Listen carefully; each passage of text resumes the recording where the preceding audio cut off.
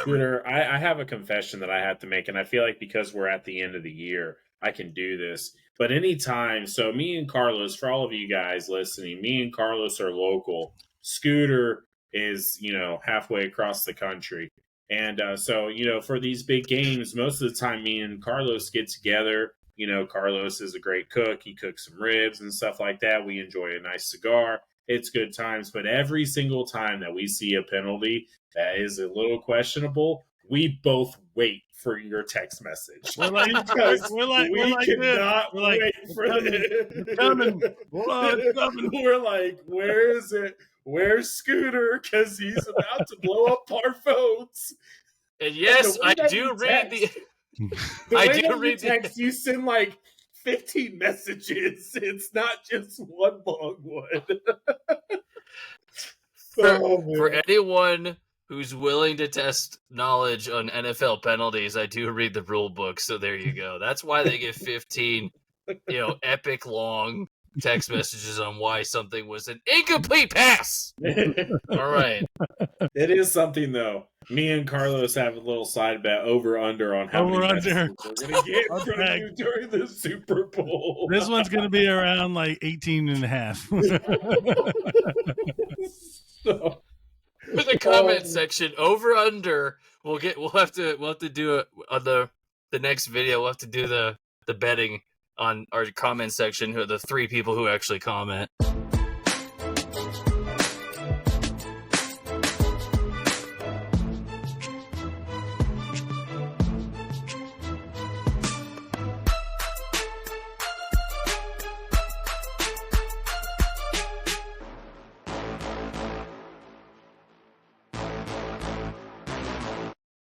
hello, everyone, and welcome to the Beardzone Sports Talk. My name is David. I got Carlos and Scooter with me. I'm already getting emotional, guys. It is Super Bowl week. It is the finale of this NFL season. It's been a fantastic season this entire year, and I am definitely looking forward to this Super Bowl rematch. Can the Eagles get the upset and stop the three-peat from the Chiefs? We will talk about it all. But there has been a lot of stuff going on in the NFL world this week, and we definitely want to get into it. But before we get into it, do us a favor, hit that like button, hit that subscribe button, because that is the best way to continue to support us as we grow this NFL season and off-season. We'll be here for the off-season, so don't you worry about a thing. But fellas, before we get into our Super Bowl talk, Myles Garrett wants out of the Cleveland Browns. This headline hit the papers this morning, or hit the Twitter feeds this morning, pretty much right out of the gate. And he came out with a statement, made it very clear. This is the day after the Pro Bowl now, and obviously he's talking Pro Bowl games. Whether you watch it or not, whether it's entertaining or not, that's up for debate. I think it's per person who watches it. I know Scooter doesn't like it. I actually tend to find it enjoyment, but that doesn't necessarily say anything because I'm easily entertained. But Myles Garrett talking to all those guys yesterday, talking to these, some of these players who are, with good franchises, have found success there. He's found success in his career in Cleveland, but he is starting to get to the second half of his career. And he knows that his Super Bowl window is closing. And that is definitely not going to be happening in Cleveland. And I think he knows that, and he wants out. So if I know Cleveland, they don't want to trade him. But Carlos, you were just saying earlier, this is the time to trade him because you can have a lot of leverage on your side. So where do you guys see that? What do you guys see happening? Is he going to be traded? Is he not going to be traded? Is it going to be before, after the draft? What does this look like this offseason? I don't know if he actually does. They don't want to trade him. I would trade him. It's not going to, they need so many pieces. Like, the defense is pretty set, but you still need pieces. Like, I would trade him. I think they'll get a lot in return for the guy. I even saw where the Lions are kind of in that mix to bring him over to them. A team that has a lot of money and has a good amount of pieces and can really dive into free agency and give up some draft picks. The one that comes to mind is the Washington Commanders. They have the most money. They just need veteran leadership. And draft picks at this point when you have a guy under a rookie contract, you tend to go heavy into free agency. So could be a landing spot for him, but I think for the Browns, they can replace him.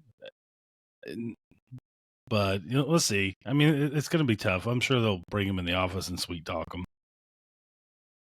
I was thinking Lions too, and listening to that, the Lions piece would be great. I was thinking about that when you were making that comment offline. And then listening to you say the Commanders, I'm thinking, yeah, if they had another piece just to kind of give a little edge, right, that would be great. But if we're going to stick with the north side, just go across the pond of Lake Erie to Buffalo. Give them a little bit extra edge and help the defense. That'd be nice. I doubt that happens, though. But no, realistically, I think the Lions are a good stop for them for that. If they do a trade, it'd be interesting what they'd be willing to give up, because I think if you're the Browns, you have to recoup all of your bad decisions with Deshaun Watson. Even though you do have high draft picks, you could probably get a first, second, maybe a third or fourth round pick out of the whole mix, depending on who you get as a flat out trade. If it's a 1-for-1, you're probably not getting much else. If you're getting a player for draft picks, if you do not trade for a first round and a second round out of Myles Garrett, especially what he's done on the field, and for your defense, I don't know what you would be doing other than taking like 3 other teams as draft picks. I don't know how that would work out, because there's some way. I think last 2 seasons ago, there was like a 3-way trade. I think that ended up with the Bears too, and the Panthers in the scenario, where there was like a 3-way trade and someone got double the picks. But if you got Myles Garrett and you're seeing some of these guys come out of college and having an instant impact, like Chop Robinson and Jared Verse, for instance, you got some of the guys like Penn State. Penn State's been pumping out DNs now, or outside linebackers, like it's going out like they're the new linebacker U or something like that. I would go with that. Commanders would be a very fun team to see that happen with. That's a good one. Washington Commanders is someone who I didn't think of, but they do. It almost feels like that that would be really the ideal landing spot for Myles Garrett, just in the sense of they have the finances to pay him the money that he deserves, and they also obviously are a team that, unless if we see a drastic sophomore slump from Jaden Daniels, this team is primed to make a good push again next year. I think Cliff Kingsbury is staying there as the OC as well. I don't he wants to take it another year with them. So they're keeping their coaching staff in line. Dan Quinn is a fantastic defensive minded coach. I think Myles Garrett would play really good in his system. So Washington Commanders definitely one to watch out for in this trade. Especially because, and they have the new ownership. These new owners, man, they're making moves, so they're definitely gonna probably put their, make a few phone calls. So, and I know what Cleveland is saying, and I understand it. You don't want to trade away a guy like that, but you have to understand where your franchise is right now. And right now, your franchise is in a rebuilding stage. You don't have an answer at quarterback, and as much as Myles Garrett has been a huge impact to you guys, see what you can get for him for your future, for the next 5 to 10 years, because that's what we're going to be looking at here in Cleveland. So another guy who has been in the trade rumors that I just saw right before we came on is another guy who is definitely in his last couple of years of his playing career, but he's still a guy. And that's going to be Cooper Kupp. The Los Angeles Rams and Cooper Kupp have had a mutual agreement that they are going to work together to try and find a good trade partner with him and get him out of LA.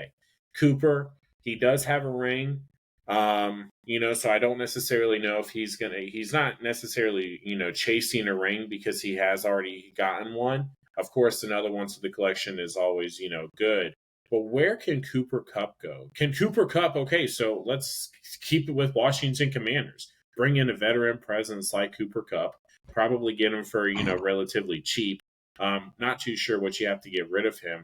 But where can he go? Can he go to someone like maybe a New England, where they need someone there as a option for Drake May.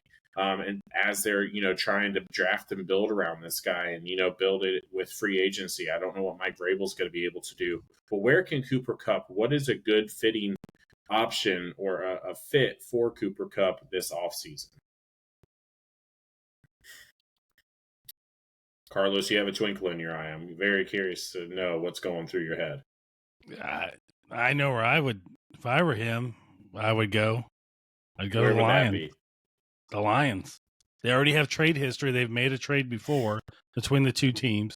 They need it couldn't hurt. But Kupp's going to be coming up 32. He's not going to go to they're not going to trade him to a New England or something like that where there's no shot at winning. But he's going to, and I don't think he goes to Commanders because Commanders are going to be looking to what suits Daniels. And you don't see a lot of underneath stuff to Daniels. If anything, Commanders, if they're going to hit a free agent wide receiver, I'd put all my money on T. Higgins and pay that guy. There's he could go anywhere, man. Like legit wise, he could go. You know where receivers I feel like kind of go to these certain teams that once they hit a certain age and they're just they have some value left. They could probably got another season, for 2 or 3. It wouldn't be surprised if he shows up with the Raiders. It's a team that could use another receiver. We've seen like Jordy Nelson in the past. You got Devontae Adams, Antonio Brown. These are guys that are, and Devontae's not on the downswing, but he's not what he was with the Packers either. So that wouldn't be shocking. Pete Carroll, he needs a receiver. He had Tyler Lockett before. Kind of will fit what he needs to do, but this guy could go anywhere, man. It wouldn't be surprising he doesn't show up in Jacksonville, the Bucks. Like he could literally go anywhere that has room for him. That's going to be the thing. Who has a couple extra picks? Because I don't think you get more than a 3 for him, maybe a 2, or 3 and a 4. I don't think he's a first round guy, but it'll be interesting to see where he ends up. And everything I read is that the Rams told him that they are trading him. It wasn't a mutual thing. Oh, okay. So it was them saying, "Hey, Kupp, we're gonna shop you around. We're shopping you around," and it was going to be quick. Yeah. Okay. I mean, it's probably at the end of the day, it's business, and Cooper Kupp has kind of shown a little bit of injuries in the past 2-3 years. So there's that. Then if you look at it and kind of how he plays, honestly, I think the Chargers might be an interesting fit on that scheme. Yeah, that's a good one. And how he could complement, or was it Lad McConkey, if he could scheme with that and everything around it and kind of complement that offense.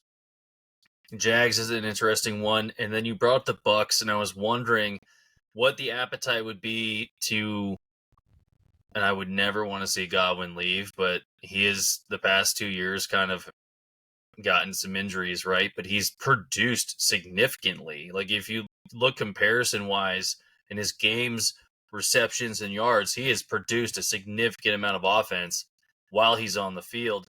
And I would wonder if the Rams have the appetite to just do a 1-for-1. Yeah, you have a guy who's youthful, but had a few injuries the past 2 years, and a guy that's on the tail end, but has also produced a ton for his offense. And they have a very similar game, different build, but they're kind of the slot guy. They're not the number one, but I think Godwin can be a number one. I think that's the huge difference. And he also has size over Cooper Kupp. A Bucks trade with the Rams be interesting. Commanders, I don't think is an interesting fit because he's not as vertical as he used to be. He's not as quick. He's very sure-handed. He has excellent feet. Is Kupp more of an outside guy for the Rams, or is he kind of slot? Because Godwin, I think, is a really good slot guy, but he could leave. The Bucks have to make a choice. Chris Godwin, Levante David. They have to make a choice. Can't keep both. Yeah, Levante's on the back end too. Like man, we've had him for a good minute. Well, and that's if Levante doesn't come back. I have a feeling that he's going to, but then that means you lose Godwin.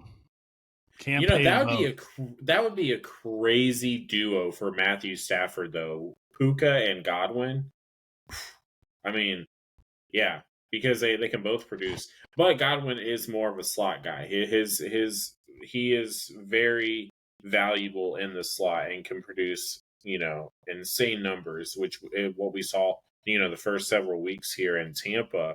With Cup, though, I don't know if that would be a straight up trade, just simply because I think that there is a little bit of the age difference. I know Godwin is getting up there, but he's not, into his 30s. I think he might be like 28, 29 at this point. So there's a little bit of an age difference. I like Cooper Cup to the Chargers, because they need that second guy, because they have they have McConkey, but then there's the guy from TCU who has just been kind Quentin of Johnson. He stinks. Yeah, he's been up and down his entire career, very inconsistent, not reliable. I think he had 4 or 5 drops in one game that one night.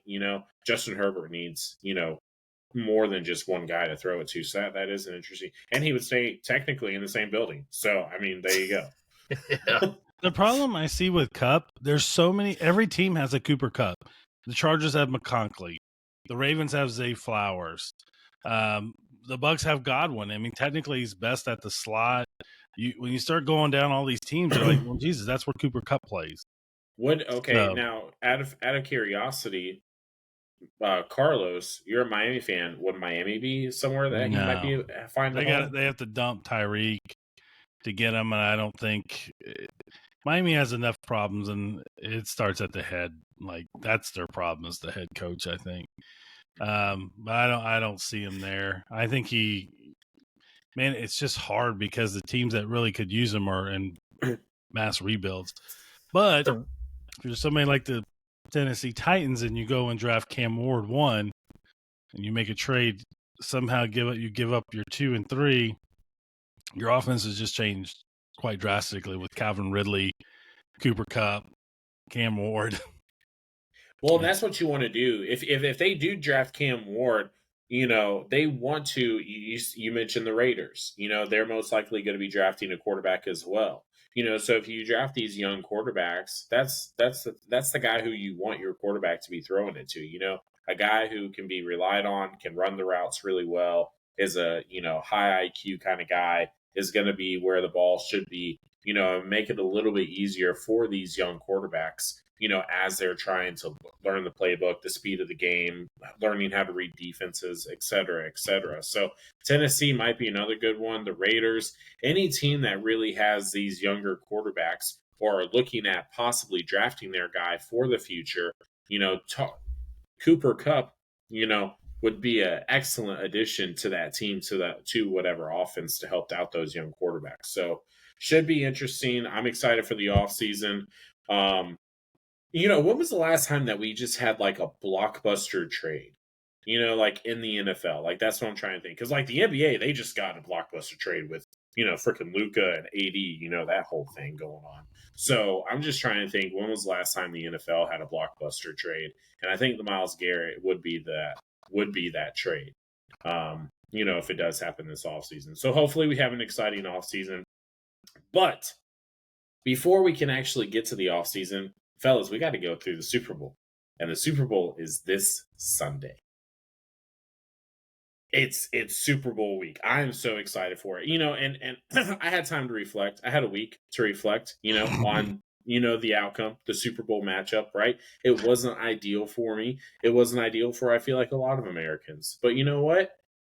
We have a chance. I'm going to be the optimistic one. I'm going to see the cup half full. We have a chance to either witness history with the three-peat with the Chiefs, or we see the chance of Jalen Hurts and Saquon Barkley, the guy who has carried this Philadelphia team literally all year long, win a Super Bowl. And that would be awesome to see. So, fellas, it's Sunday night. It's in New Orleans. The Kansas City Chiefs, they have a very I think going back and kind of looking at this matchup, I think that this is going to be one of the more tougher matchups that the Eagles face as far as when it comes to their running game. So I'm curious to see how much of the game plan. Obviously, Saquon is going to be involved heavy in this game plan, but I'm curious to see how they line it up, because even throughout the postseason, a lot of their success has been on the ground. Saquon's been carrying it. Jalen's been doing what he needs to do. But now we're starting to get into this situation to where we're seeing another Brock Purdy in the Super Bowl against the Kansas City Chiefs. A guy who can manage the game well, who, can get the stats and, do what he needs to do to not lose the game. But at the same time, he's not been the guy to win the game. Saquon has been the guy to really put it over the edge. So can Jalen Hurts, I think the big question for this game is, can Jalen Hurts be the quarterback that Philadelphia needs to win this game? Not to not lose it, but to actually go out there and to beat the Goliath, the Kansas City Chiefs, this Sunday. No. Okay, fair enough. I don't know. His if you look at comparison from just the QB standpoint, it's very heavily favored for the Chiefs. There's no comparison between Mahomes and Hurts. Hurts is not even in remotely the same league as Patrick Mahomes. And throwing, arm angle, velocity, out of the pocket, maybe scrambling because Hurts can do a tush push. That's about it. But then you think about it, the tush push may not actually work against the Chiefs because you no longer have Jason Kelce in this scenario. You have to double team Chris Jones, man. He's been double teamed more in the playoffs. Granted, there's more appearances than even Aaron Donald. That has to be taken into account. Carl Loftus has been kicking butt off the edge. And these guys, I think it's Bolton not in the linebacking core. You still got Reed and McDuffie on the edge for the cornerbacks. Dude, this is going to be a very defensive battle, and I don't think Hurts has the ability to air it out in comparison to Mahomes. Like you said, Saquon is the heartbeat and the pace for the Eagles. If he does not rush for more than 5 yards a carry or something stupid because of as we've seen throughout the playoffs, if he doesn't break off a 60-yard run in the Super Bowl, is it a Saquon game? I don't know. So there's that. Yeah. And if the Chiefs are as good as they have been against the run, the Eagles have to throw the ball. And if you look at the Eagles passing game, if you had anybody but Jalen Hurts, if you had Jared Goff back there, they'd be lighting people up. If you had Baker Mayfield back there, they'd be lighting people up. You got A.J. Brown, Devontae Smith, and then you got Goddard. Come on, man. And you're only putting up like 3,200 yards in the regular season passing? I just don't think Hurts has the ability to air it out the same way. Take the other Alabama quarterback, right? You take Tua into this situation, it might be different. Mahomes absolutely outclasses Hurts. It'll be interesting. The players will do what they do. I'm more interested, like Kellen Moore calling the plays. He's had kind of an easy road of it. I think he's a good OC. We're about to figure out if he's a good head coach. But even with Dallas, when he got into the playoffs and when people were able to stop one portion, the run game of Dallas, that's where you saw Dallas implode. But the play calling of Kellen Moore is going to be very interesting if the Chiefs stop the run. But that's going to be the thing. Can they stop the run? I mean, nobody's been able to do it yet. It opens up possibilities because then you really have to key in on Saquon, and then that allows Hurts to run, move around. I don't know if anybody can stop the tush push. Hopefully it gets banned. It's probably, they do it at such a level. It's ridiculous. But I'm curious to see how these guys do. The one thing with the Chiefs, though, they always they're one of the best teams I've seen through the years. Oh, you're going to give us the ball? We're going to punch you in the face first. But they're able to absorb the blow that the other team gives them. So they don't crack under that. The saying is always, man, you just got to make it through the first 10 minutes, let the game settle down. But those guys go in, settle down. They know, like, oh, if you want to give us the ball first? Okay, we're just going to go right down the field and put it in. And then when you get the ball, we're going to stop you. Like, you're not going to be the guy who bullies us. So it's going to be, when you get Fangio, 0-8, Kellen Moore, can he hold up? Because they're gonna have to stop the run. They can't afford to let Saquon run wild. And I really think you let Hurts beat you. But man, who the heck guards AJ Brown? That guy's a monster on the outside. Once you get him going. Yeah, I think that honestly that's going to be a key factor. They have got to. Everyone knows Saquon's going to get the ball in this game. Everyone knows it, and so you have a absolute star of a wide receiver out there with AJ Brown, who is a big dude, and it's hard to cover him.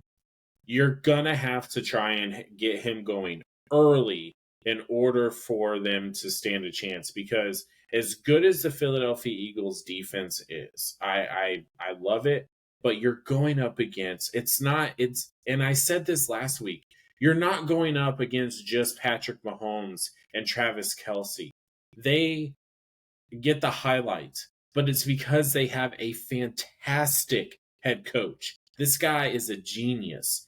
I mean, Andy Reid is really, he's got to go down as one of the best head coaches in quarterback minds in the history of the league when it's all said and done. And if he makes history and he gets his three-peat now, that's going to be 4 Super Bowls now with the Kansas City Chiefs, with Patrick Mahomes and this team. And I mean, we really got to start talking about, hey, who's the greatest out there? I know Bill has it, right? But man, this guy is really going good. I have a little stat that I just actually pulled up. So Kellen Moore, his offense, the offenses that he's coached against Steve Spagnuolo, who is the defensive coordinator for the Kansas City Chiefs, the last 3 games that he's coached against Steve, his offense has produced 9, 17, and only 12 points. If you score even at its high as 17 points in this game, I don't think that's going to be enough to stop the Kansas City Chiefs, because they're going to find a way to get into the end zone. So they're going to have to get this offensive going early. And I think it has to start with A.J. Brown. I would love to see what years those were, because when he was with Dallas, he was putting up really dumb numbers, like in the mid 30s on average, and then they got destroyed in the NFC playoffs. So as things age and as guys mature, we saw Andy Reid fumble a lot when he was the Philadelphia head coach, and then he went over to the Chiefs, and then now we got an absolute dynasty. I wonder what that transition looks like for Kellen Moore, especially with the offense that he has now. It's very similar. Dak is very similar to Jalen Hurts. But your run game and your running back quality is way different with Saquon. Your receiving core is also way different. But, is it Dez Bryant comparison to, say, A.J. Brown? Is that equal? Is a CeeDee Lamb and Devontae Smith equal? I don't know. I don't think so. I don't think the second is equal at all. I think in an A.J. Brown and Dez Bryant comparison, maybe. At least at the peak, right? Then you have the O-line. The O-line in Dallas was always the pinnacle when Kellen Moore was there. No one could sack the quarterback. No one could even touch Dak. And they still fumbled it. They still messed it up in the playoffs. But then you get to Philly, and Kellen Moore is putting up great stats, great points, all this stuff, but you're a lackluster vertical game. I just don't know how that translates against the Chiefs, because like you were saying, Spagnuolo is fantastic. He's got to be one of the best defensive coordinators in all of football, because whether they're injured, they're stopping the run, they play zone, they blitz when you have no idea they're blitzing. They'll tell you they're blitzing, and they still get to you. They can lock down man-to-man. They can do zone. They're very flexible. And like Carlos was saying, if you give them any chip on their shoulder or any edge, any little slight, they're going to use it to their advantage. I just don't think the Eagles have a favorited in the betting and the favorited on the analysts. But the last time that happened this heavily, the Chiefs came out and whooped ass. Yeah, and I think what Andy Reid is, I think, an interesting matchup for the Eagles do like to bring a little bit of pressure. They do. They have a good front four, but the problem is you have the Travis Kelce effect. Can you blitz and afford that connection between Kelce and Mahomes to let him out? Because he turns a 5-yarder into a 10. He's not going to break away a lot, but can they afford? Like they're going to have to change that defense up a little bit, and that's what the Chiefs do, is that they make you do some things that you really don't want to do. And do they have a linebacker that can cover Kelce? I don't know if there is a linebacker, or do they stick a Cooper DeJean on him the whole game? I was going to say that. Yeah, it's going to be. Yeah, but if you stick Cooper on him, then that means you're taking him away from the outside, which means you're leaving probably most likely Devontae Smith, which Smith is not a guy that you just want to forget about, though. No, flip it around. Flip it around. We're talking about same team. You can't cover. Yeah, Hollywood Brown. Oh, yeah. Hollywood Brown against C.J. Gardner-Johnson, or I can't remember who's on the other side for Philly, but you have to keep in mind that they still have Xavier Worthy. So who's your fastest guy on the field who can keep up with him? I think you're going to see because they'll still have Slay and Quincy on the outside. Oh, that's right. The thing, though, the Chiefs do, and it's every Super Bowl, it's this receiver that you're like, where the hell's he been at? Juju Smith-Schuster, that once he's putting up these big numbers, and you're like, what the heck? Is Juju? We haven't mentioned DeAndre Hopkins' name a whole lot. That could be a guy that pops off. You might even see a Juju go off again, because they're going to try to take away that Xavier Worthy. I mean, they have to. They can't afford to let him get loose. So you might – that's just a problem with the Chiefs. You don't know – Kelce's the constant, but you don't know after that. You're like, okay, who's going to be that guy that puts up these numbers? Who's Mahomes going to go to? Like, and they're fantastic. Well, and I mean, to kind of piggyback off of with what you're saying, Carlos, when you go back to the Super Bowl that they lost to against Tampa was able to blitz Mahomes, get after him with their front four, but they were also able to guard Travis Kelce with Levante David. Levante David was able to guard Travis Kelce. So does can Nakobe Dean cover Travis Kelce? I don't know. Who's the not Dean, but they have a safety that CJ Gardner. Blankenship. Yeah. Blankenship. Can you put a Blankenship on Travis and just be like, hey, this is your assignment for the day? Then you'd be giving up the center of the field, man. Yeah, I don't think you're going to do that. It's going to be tough, because do you go zone man? Do you? I don't think they have a linebacker. They've got. I mean, Nolan Smith. He's athletic. He can. He might be able to do it, but nobody's been able to do it. We've seen the best linebackers in football. Levante David is just another. He's just on the guy. He's the complete package at linebacker. He can do it all. But it'll be interesting. And then you have these. You have two rookies in the secondary. Like they haven't seen anything like this. Mm-hmm. It's a big stage, man. It's different when you're on the big stage. It's different, man. Yeah, it should be a really good game. So, fellas, let's kind of wrap it. Actually, you know what? Before we wrap it up, Carlos, you brought up a fantastic question right before we started this podcast. So I'm gonna let you ask this, because I feel like this is the most important question of the night, my friend. I think that this is the question that America wants right here, and we need an answer. Well, it's one of the higher betting lines out there. What color Gatorade gets dumped? What do we got? Purple's leading right now. I think purple's like a 35% chance, but they bet on everything. It's crazy what they bet on, like between the coin toss. What the time for the national anthem? Yeah, it's everything to what kind of shoes Mahomes will be wearing. The refs, like it's ridiculous, man. How many penalties are called? Well, for the Chiefs, none against them, but the other team. Yeah, I take the over. I take the over against Philly every time. Yeah, I take the under for the Chiefs at 0.5. So purple is leading right now, but the two. So purple was last year, correct? 2 Yeah. years before that, it was blue. Back-to-back years. So it's Do we purple, get another back-to-back? purple, green / yellow. Okay. And then after that's orange. Red is at the bottom and blue's near the bottom. So Red hasn't been used in over 25 years. That's it's something red. that I read. It stains. You don't want red. You don't want red on a white Yeah, you white gotta think jersey. about that. Yeah, you got Also, another What question jerseys that we are have they wearing? So the Chiefs are wearing a white jersey, and Oh. it's been known that No. the white jerseys are the ones that are usually the winners. Man, Oh my gosh, we're in for a three-peat, fellas, no. I mean, it's not a bad thing. We're and witnessing we're gonna be history. witnessing history.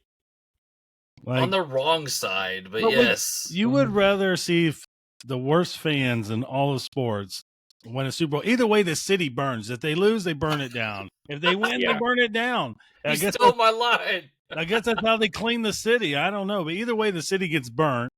But man, those Philly fans are terrible. I cannot root for I get it, rooting for your team. I 100% get it. But when you're just it's the garbage that they spew out and the hate, like stop. I Grease can't the do it, light man. poles.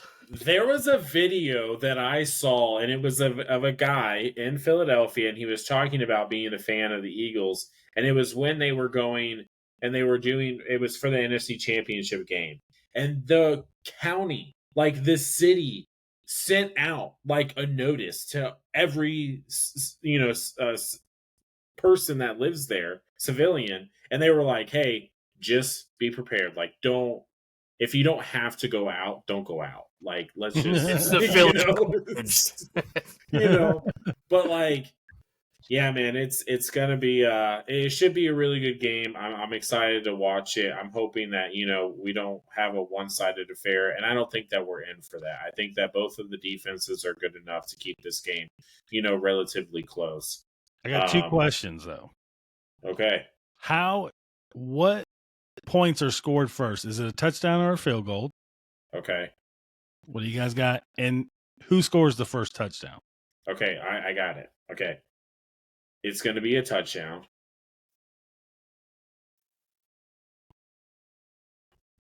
All right.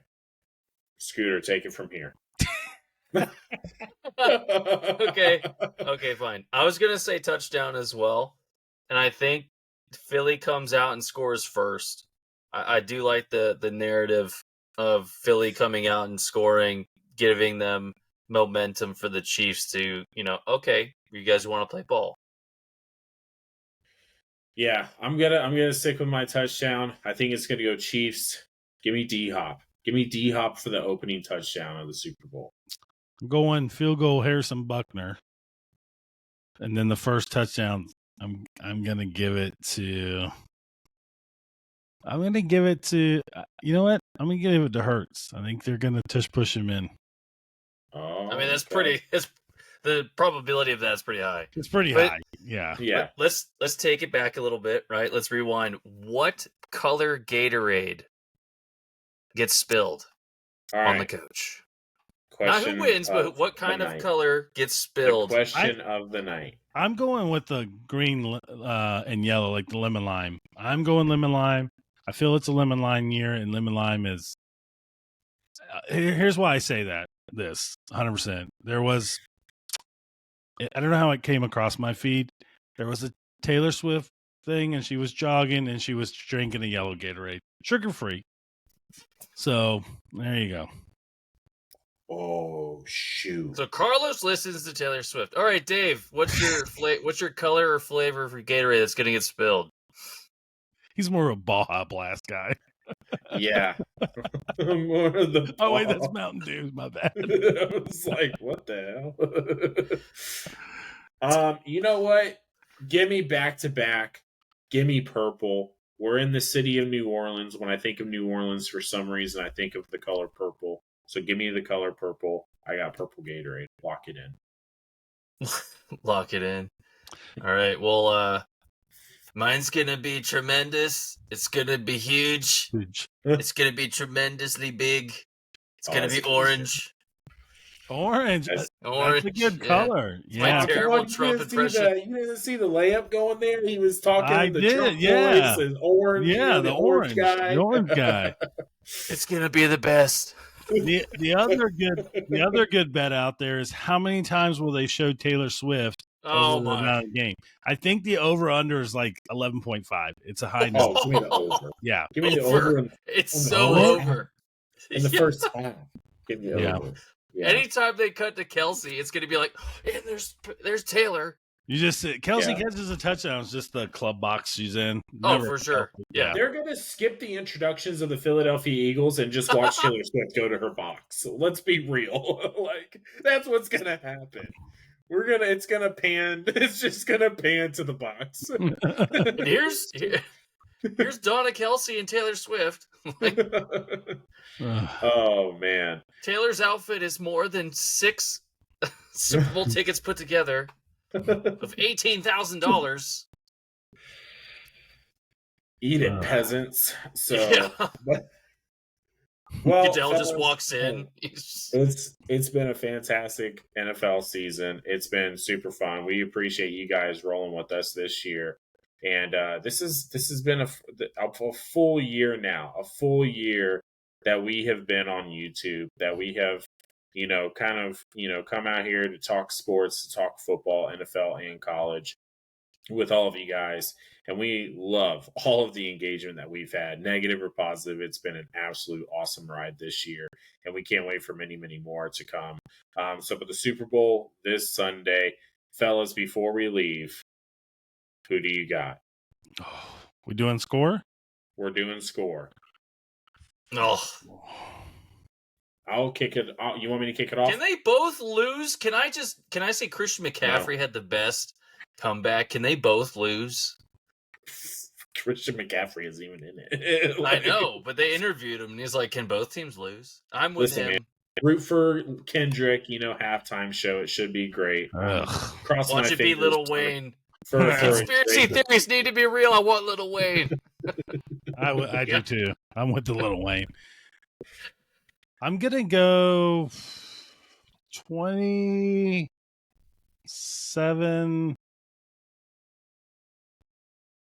I'm gonna go 28-27 Chiefs. The Eagles score, don't get the 2 point. Oh. They blow the 2 point at the end. Okay.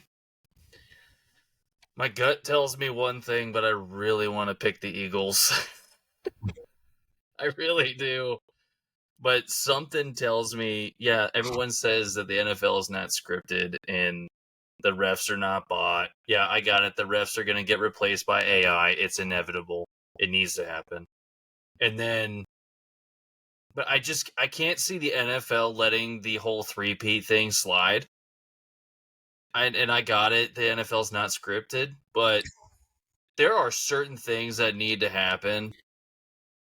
And they just don't, because the Chiefs are the high team. They are, Patrick Mahomes is the, golden goose of the NFL.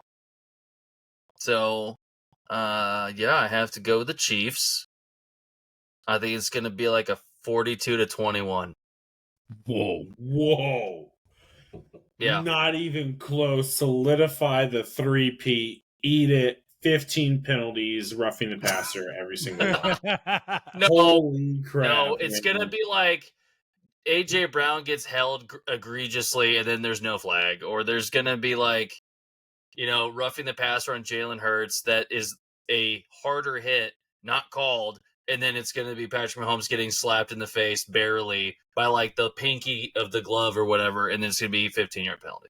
Whatever. Scooter, I have a confession that I have to make, and I feel like because we're at the end of the year, I can do this. But anytime, so me and Carlos, for all of you guys listening, me and Carlos are local. Scooter is, halfway across the country. And so, for these big games, most of the time me and Carlos get together. Carlos is a great cook. He cooks some ribs and stuff like that. We enjoy a nice cigar. It's good times. But every single time that we see a penalty that is a little questionable, we both wait for your text message. We're like, Because we're like cannot we're like, wait for it's coming. Whoa, it's coming. We're like, where is it? Where's Scooter? Because he's about to blow up our phones. And yes, And I do read the. The I way do that read you text, you send like 15 messages. It's not just one long one. For anyone who's willing to test knowledge on NFL penalties, I do read the rule book. So there you go. That's why they get 15, epic long text messages on why something was an incomplete pass. All right. It is something though. Me and Carlos have a little side bet over under on how many messages we're going to get from you during the Super Bowl. This one's going to be around like 18 and a half. So, For the comment section, over under, we'll have to do it on the next video. We'll have to do the betting on our comment section. Who are the 3 people who actually comment? Okay, we got the score. Who wins the coin toss? wait, hold on. I didn't get my I prediction. thought you already put it in. I didn't get my prediction. No, all right, put it in. Let's go. All right, so I'll make it quick.